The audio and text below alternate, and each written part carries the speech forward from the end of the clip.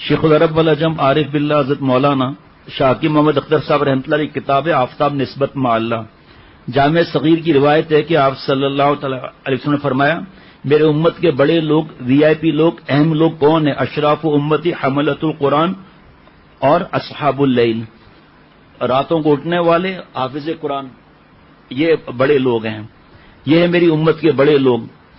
آج کل لوگ آدھی رات کو اٹھنا مشکل ہو جاتا ہے، تو اس کا مسئلہ اللہ تعالیٰ نے میرے دل میں ایسا حل ڈالا کہ مفتی عبد الرحیم لاجپوری جو فتاوی رحمیہ کے لکھنے والے گجراتی عالم ہیں، انہوں نے اپنے فتاوی میں میری تحقیق شائع کر دی۔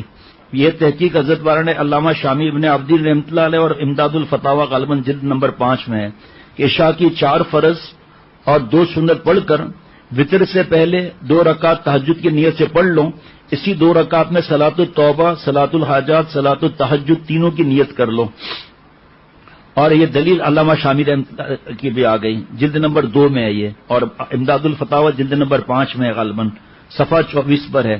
جو حضرت نے فرمایا جن کی صحتیں اچھی ہیں، جن کے مسائل نہیں ہیں، لڑائی جھگڑا، غصہ، خاموشی، تنہائی پسند، چڑچڑ، لڑائی جھگڑے کرنا، تو پھر وہ شیخ سے پوچھ کر اپنی صحت اور حالات بتا کر رات کو پڑھ لیں۔ فرمایا کہ یہ دال روٹی والے ہیں، تو پھر رات کو آنکھ کھل جائے تو بریانی بھی کھا لو، دال روٹی تو نہ چھوڑو۔ قیامت کے دن تہجد گزاروں میں اٹھائے جائیں گے، لیکن اول نمبر رات والوں کا ہے۔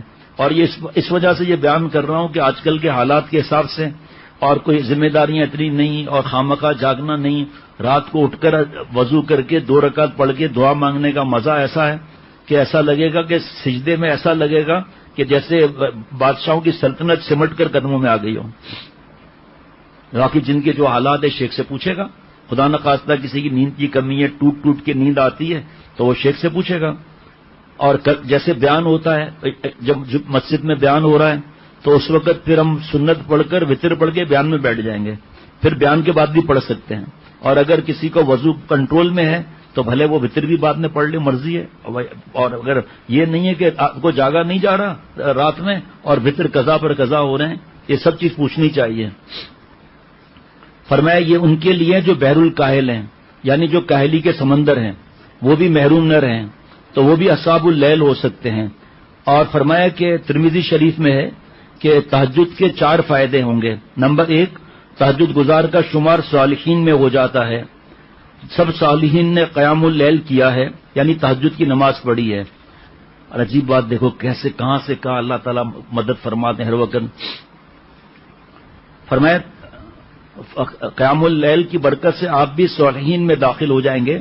جب صالحین میں داخل ہو گئے تو سارے عالم کی دعا آپ کو مفت میں ملے گی،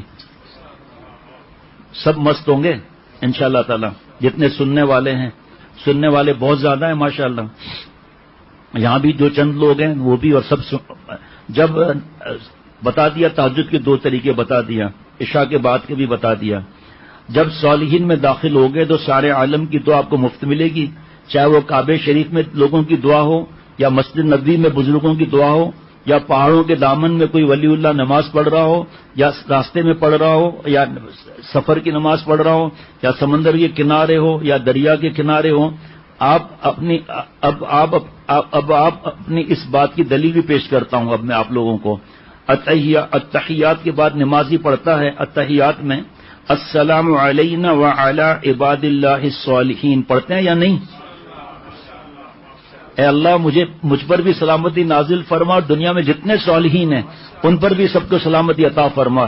تو جب آپ صالحین بن گئے تو سارے عالم کے انسان، مسلمان، اولیاء اللہ، حافظ، عالم جب نماز میں اتحیات پڑھیں گے تو وہ علی عباد اللہ الصالحین کی دعا میں آپ بھی شامل ہو جائیں گے۔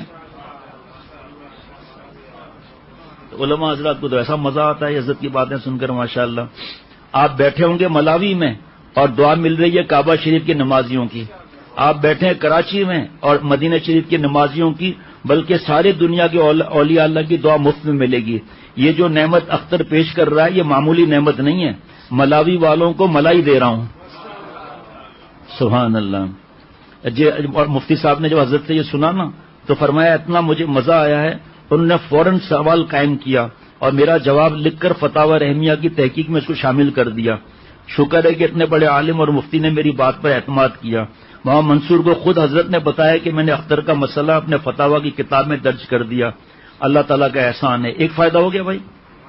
ہاں جی, صالحین میں شامل ہو جائیں گے تو دعائیں ملیں گی. نمبر 2, تہجد کا دوسرا فائدہ یہ ہے کہ تہجد گزار اللہ کا پیارا ہو جاتا ہے, مقرب ہو جاتا ہے. اللہ تعالیٰ تم اللہ کے پیارے بن جاؤ گے, مقرب بن جاؤ گے. تیسرا فائدہ تہجد کا یہ ہوگا کہ گناہ صغیرہ معاف ہو جاتے ہیں. 2 رکعت پڑھ لی, مزے آ گئے.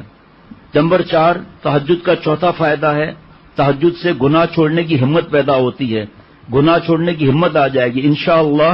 جو داڑھی نہیں رکھتا اس کو داڑھی رکھنے کی توفیق ہو جائے گی.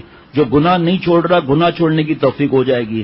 جو بد نظری نہیں چھوڑ رہا نظر کی حفاظت کی توفیق مل جائے گی. اب یہاں میں عرض کر رہا ہوں جو ویڈیو گیم اور فلمیں اور گانے اور جو کارٹون اور گندی فلمیں وہ جو نہیں چھوٹ رہی ہیں تو اللہ تعالیٰ اس کی مدد سے وہ بھی مدد فرما دیں گے.